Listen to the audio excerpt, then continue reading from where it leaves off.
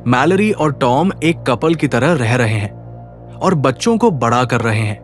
Tom बच्चों को कहानियां सुनाता है, पेड़ों की, खेलने की, उम्मीद की, लेकिन मैलरी उन्हें सिर्फ सरवाइव करना सिखाती है। वो बच्चों को ट्रेनिंग देती है कि बिना देखे आवाज की दिशा कैसे पहचाने। वो उन्हें बॉय और गर्ल इसलिए कहती है ताकि अगर वो मरे तो उसे दुख कम हो, लेकिन असल में वो उनसे बेइंतहा प्यार करती है। एक दिन उन्हें रेडियो पर रिक नाम के शख्स का एक मैसेज मिलता है जो कहता है कि यहाँ एक सैंक्चुरी है जहां लोग सुरक्षित हैं। वहां तक पहुंचने के लिए उन्हें एक नदी को पार करना होगा। रास्ता बेहद खतरनाक है। एक रैपिड्स वाला मोड़ है जहां किसी एक को देखना पड़ेगा रास्ता बताने के लिए, नहीं तो सब मारे जा सकते हैं। वो सब लोग वहां से निकलने का फैसला कर लेते हैं। तभी कुछ लोग वहां आकर उन पर हमला कर देते हैं। टॉम, मैलरी और बच्चों को वहां से जाने के लिए कहता है, लेकिन मैलरी इसके लिए मना करती है। टॉम उसे समझाता है और कहता है कि इसके अलावा कोई दूसरा रास्ता नहीं है हमारे पास। मैलरी पीछे के रास्ते से बच्चों को लेकर वहां से निकलती है। इस हमले के दौरान टॉम खुद को कुर्बान कर देता है ताकि बच्चे और मैलरी सुरक्षित रह सके।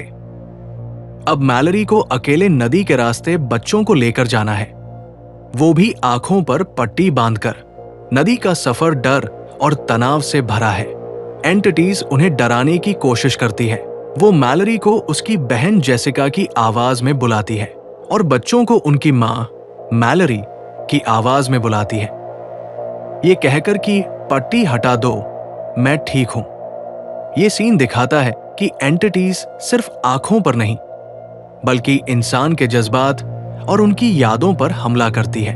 जब रैपिड्स आते हैं तो मैलरी डिसाइड करती है कि हम सब बिना पट्टी हटा ही रास्ता ढूंढेंगे। सब लोग कसकर बोट पकड़ लेते हैं और एक वक्त ऐसा आता है जब बोट पलट जाती है और बच्चे मैलरी से अलग हो जाते हैं। एंटिटीज मैलरी को उकसाती है, लेकिन वो अपने डर पर काबू पाती है और बच्चों को ढूंढती है।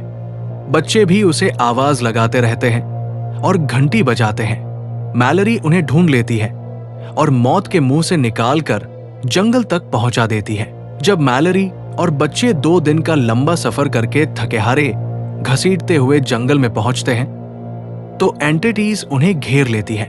मैलरी घबरा जाती है और एक बार फिर बच्चों से अलग हो जाती है।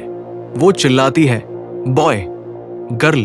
वहां वो महसूस करती है कि बिना प्यार और नाम के वो बच्चों को बचा नहीं सकती।